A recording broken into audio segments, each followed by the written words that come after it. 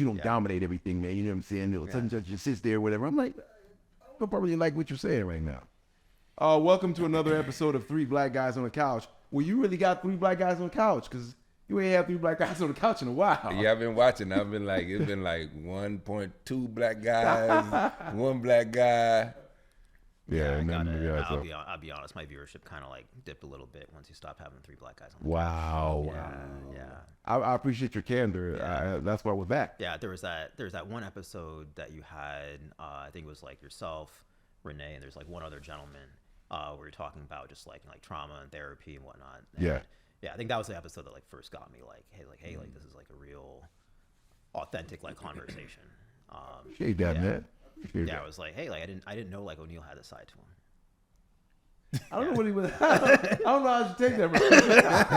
Bro. You getting tickling Alzo right over here. Hey, I'm just saying, bro. He giving you a compliment to say it's nice for you to show a different side other than that bully nonsense that you've been trying to put on folks. The goon side, you know what I'm saying? Pac all day. We all see want to be goon side.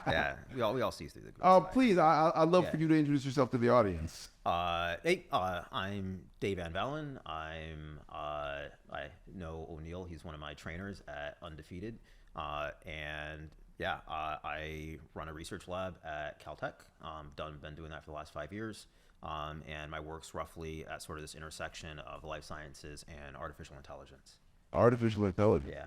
So listen, I just want to get straight to it because I'm blown away. This joker's smart. That's what he just said. He's smart, and we actually share a similar background because I don't know if I go that far. I know what you're gonna say. Yo, because when I said this joker's smart, and then you said we actually share, so I was like, whoa. Yeah. Easy. So there's intelligence, right? And then there's like that reflected in like an academic like CV. Okay. And like intelligence, like there's a certain amount of like problem solving ability that folks have, whether that gets reflected in an academic CV. Yeah. Like that part I might. Well, I'm going to address that. I'm going to address why that didn't get reflected. Yo, Dave coming out the gate roasting. Swinging. Well, for context for the audience, David went to MIT at the age of 14, which is just mind-blowingly impressive. I was accepted in MIT. Can we just stop it? Can we just talk about him being accepted at 14? All right, let's talk about that. So you went to MIT at 14 years old? Yeah. Bruh. I wasn't the only person that year in my class who was like of that age. There was like one other student. We ain't talking about them though. Yeah. We ain't worried about them. 14. What was that like? Yeah, I think one thing that it's like things that might be like misconceptions. About going to school at that age. I think people might look at shows like Young Sheldon and whatnot and view that as like, hey, this is what that life like looks like, right? Where you're like socially awkward, not in touch with like emotions and feelings and whatnot. Like, and you don't have to like work as hard because like things just like magically come easy to you. And like reality is like, it's like, no, that's not what it was. What it was like. Like I had to work really hard to get my assignments done and get them done with like enough close enough to like the correct answers and close enough to and good enough so that the next wave of professional opportunities were open to me.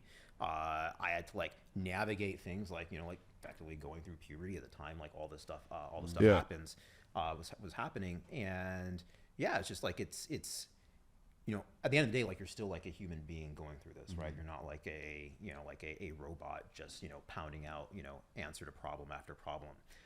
One thing I will say is that like at MIT, the culture was that people like worked hard. Almost to the point where it's like it was almost like glorified. And even though like I was / to a lesser degree still am intelligent, I still had to like work really hard.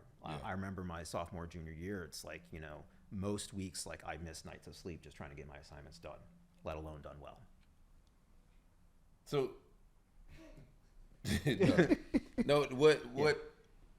when I think of a 14-year-old at MIT, a young black 14-year-old at MIT no less, it kind of begs the question for me of the argument of nature versus nurture. Yeah. And so I'm interested in what your upbringing was like that made it conducive for you to be at an MIT at 14 years old. Do you feel like that you were born with a predilection to like intellectual development at a rapid pace, or do you feel like the way you were raised had a lot to do with you getting into MIT at 14? I mean, it's like both, right? Like, there's a certain amount of like intellectual gifts that's required to perform at that level, but then you also need to have an environment to nurture said gifts. And so I think like, yeah, there was sort of a perfect storm of, you know, nature and nurture that, you know, let that type of event happen. I would say like now looking back on it, you know, this might seem like weird to say, but I think the reality is like, you know, when you look at the longer arc of my career, this fact seems interesting, appealing, and impressive, but I think the reality is that there is no free lunch, right? And if you're thinking about, okay, what type of environment to make to like accelerate people through school, like honestly, that comes at the expense of something else. It's not just like you can like raise an army of, you know, like black super geniuses and they're just gonna like, yeah, you know. Well, how did your parents raise you? Like, were they disciplinarians when it came to your like intellectual studies? I mean, it was very clear, like, you know, from a very early age that is something that was like, you know, valued, respected, and rewarded. And yeah, you know, there's a certain amount of discipline. I remember some of the best lessons that I learned that ended up making me like more self-motivated than internally motivated came from like, you know, my mom sort of allowing me to sort of experience, you know, okay, if you don't put forth the effort and you don't apply yourself and you don't study, then these are the results that you're going to get. And sometimes, you know, you have to like experience what taking a loss is like so that you get that motivation and be like, hey, like I don't want to go through this again. I remember there was one exam that so this is going to go like back in the day. I don't know whether this program is still running, but back when I was a kid, Johns Hopkins ran this program called the Center for Talented Youth, and they would have these summer programs that they would run for kids who were gifted, but to, you know, qualify. What age were you? Honestly, like 3. That's all I'm thinking right now. I'm like, nah, this is like put the bottle down. This is like before. This is like before high school. So this is like, you know, like 7, 8, something like that. Jesus. All right, keep going. Yeah. So anyway, like you have to like, you know, do well on an exam. Wait a minute, because you know what he said. I recognize he went to MIT at 14. Yeah. When you say before high school, I'm thinking like I was a freshman at 14. So when you say before high school, you like 8 years old. Something like that. Yeah, I'm trying not to be quiet, but as you're talking, all I'm thinking about is like, so he was in the single digits when this was happening. That's all I'm thinking. This is wild to me. So like my memory is going to be like, you know, like a little fuzzy. So if things are like, you know, not the most accurate, you know, it's okay. We'll let it go. Yeah. But anyway, so like there's an exam that you had to take to qualify for these things, right? And you know, like my mom clearly like, you know, knew that like me and my brother were like, you know, sort of in the gifted category. So she wanted us to, you know, prepare for this, do well, so you can like do these things during the summer. And I remember like in the lead up to it, I was like, you know, like I don't want to study for this exam. I want to play video games. Like back in the day, it was you know, Street Fighter and, you know, Street Fighter. Video game. Yeah. And he's talking about diet. He's talking about. He's talking about making the video. Yeah. No, I can't make video games. But anyway, so like, you know, like my mom at some point she got tired of like fighting me and was like, okay, do what you want, right? Did what I want, play the video games, took the exam, you know, didn't do nearly. I stopped just shy of like qualifying. And so they still let me go anyway because it was like a borderline score. But I remember just this feeling like, hey, like if I had studied, I could have done much better because I saw the questions on the exam and it was like I knew that everything that I needed to perform was there in the preparation. I just didn't prepare. And that experience was sort of like it did flip a switch. So, you know, we had to took it and you know, taking it again like the following year, actually did apply myself and you know did much better. I have a question. I didn't know this. You have a brother. How old's your brother? My brother's a year and a half older, so I think he's not quite 40. And so he was considered gifted as well. Yeah. So you didn't come up. You weren't alone in this. You had a partner. Yeah. Where did he go? He graduated, so Stanford actually, yeah. Oh, okay. So he's a little bit less accelerated. So I want to say like he finished. No, like Less accelerated. He has accelerated. a couple. That's an intellectual roast right there, bro. He was like, he didn't create his cybernetic positronic brain until like a year after I made No, mine. so the irony is that a lot of the stuff that I do for my work, like I was never as good at it as my brother was. Yeah. So like, I have to program and generate, help my lab generate these algorithms. My brother was much better at every computer science, programming, all that stuff, much better than I was. Yeah. It was almost like a second language to him. It just wasn't his passion. Yeah. He loved airplanes, he loved flying, and he had to go on a journey where it's like, okay, I'm doing these things professionally, but this isn't aligned with what I feel like I want my inside. And so then recalibrate. So he ended up joining the Air Force, became an Air Force pilot. He was, and he's had like a really stellar career. Yeah. Yeah. So did he get into Stanford at the early age as well? Yeah. What age? I think it was like 16 or something. I don't remember. Yeah. Light work. Still just crazy. Wow. So, okay. So Professor, listen. Yeah. Yeah. I have so many questions. I got a lot of Yeah. questions I about didn't being want- 14 I- at MIT, but I don't Yeah. want. No. Keep asking because Yeah, I'm curious about this too. I did. There was one thing that I think I didn't get to say before we jumped onto like that last point that I want to say is that one thing I have learned is that there's no free lunch, right? And so if you want to accelerate somebody like academically, that comes at the expense of something else. That thing might be emotional development, it might be social development, but at the end of the day, you have to you do have to pay that piper. And the other thing that I've realized over the years is that there's diminishing returns to intelligence as far as professional success. Right. And so for every field, be it in, artificial intelligence, biology, journalism or whatnot, there's a point at which like you're smart enough to do the things that field needs you to do. And beyond that point, like that the extra intelligence isn't actually helping you achieve professional success. Then all the other things start mattering. So things like emotional intelligence. Are you aware enough of your internal emotional state so that if you're in certain meetings where you may be compromised, remove yourself, calm down, and then go back so that you can actually approach things with a clear head. So, do you have social intelligence? Right? Are you able to network and navigate like those social waters so that when there are discussions being had about you and your career and your prospects, have you garnered allies who are going to be there to advocate for you on your behalf when you're not there, right? Do you feel like you lost? Do you feel like you sacrificed emotional and social intelligence? Certainly I did, and I had to do another type of work to get back to something that was closer to normal on those axes. If you had it all over to do again, would you have focused more on developing the social and emotional intelligence and left So that's hard to say, right? Because if I had taken that different path, then I wouldn't be here, right? I may not even have known you.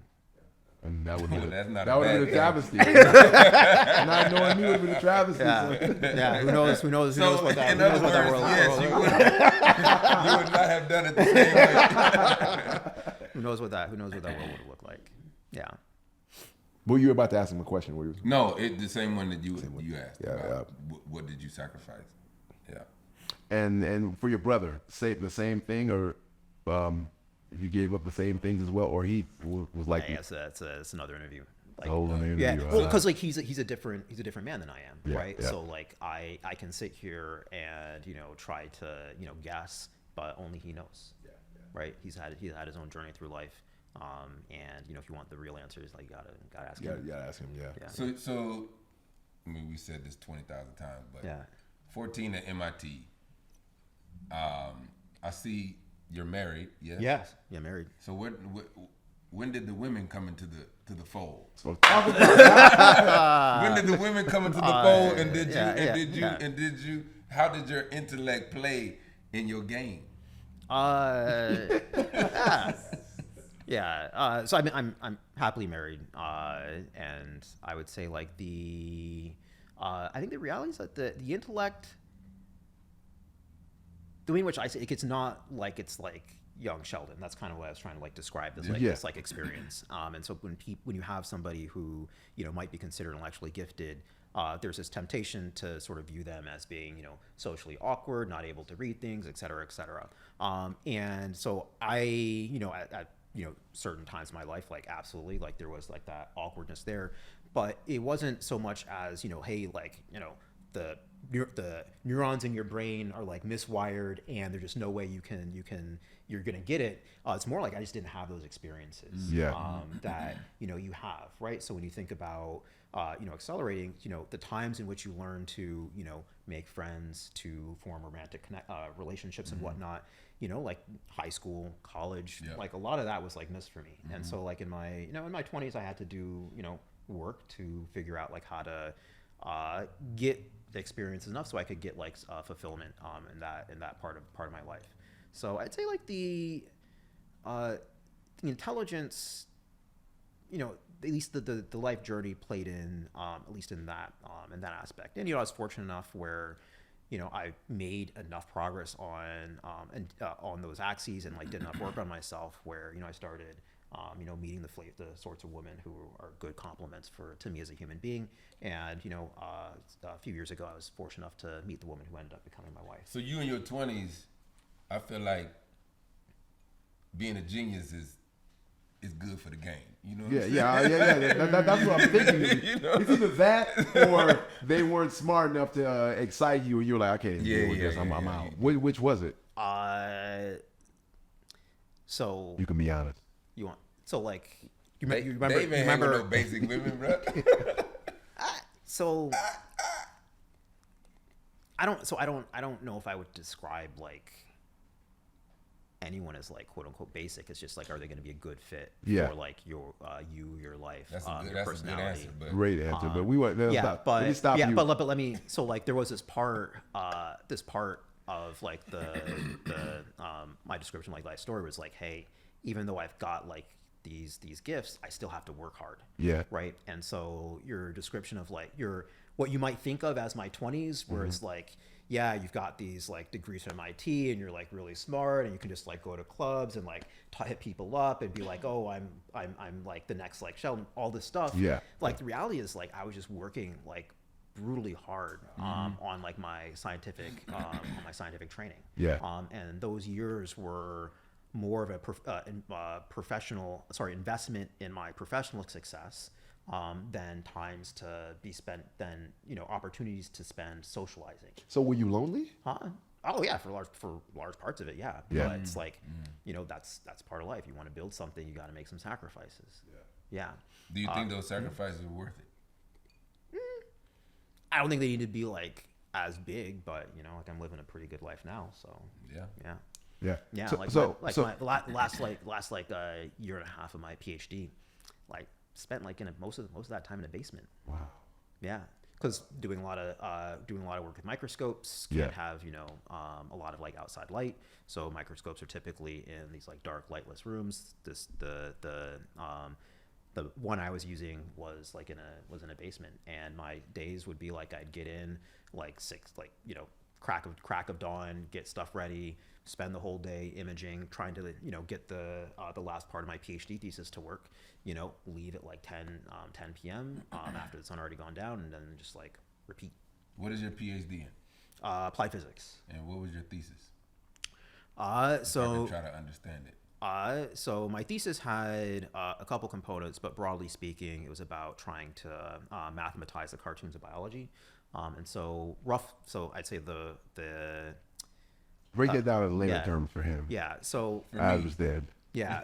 So won't you break it down then? Yeah. So oftentimes when we think about how some living system behaves, we write down like a cartoon, right? Or we draw out a cartoon. I understand that part. Yeah. It might be you've got some filament, and you've got some like motor protein, and the motor protein's like marching down, carrying a cargo and whatnot. The overarching goal of like what my thesis, and this is my PhD advisor has like had a really storied career like in this space, but is really trying to bring some of the tools and rigor from the quantitative sciences to those pictorial like descriptions. And so sometimes it might mean you've got some picture. That picture implies some mathematical model. You write down the mathematical model and you see like, okay, how well does this jive with reality? It might be that you need to go and do some new flavor of measurement. And so half of my thesis was on doing writing down some quantitative models inspired by thermodynamics, statistical physics, for a particular class of signaling proteins. And then the second half was on doing single molecule experiments of viral infections. And so there's types of viruses.